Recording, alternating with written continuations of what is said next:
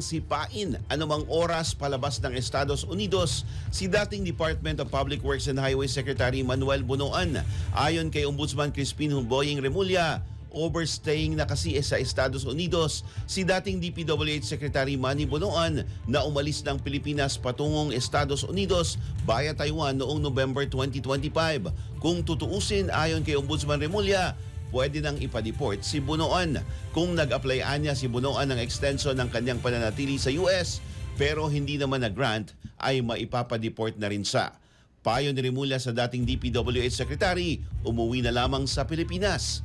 Si Bunoan ay kasama sa Immigration Lookout Bulletin Order na inilabas ng Department of Justice bilang isa sa mga personalidad na itinuturong sangkot sa flood control scandal.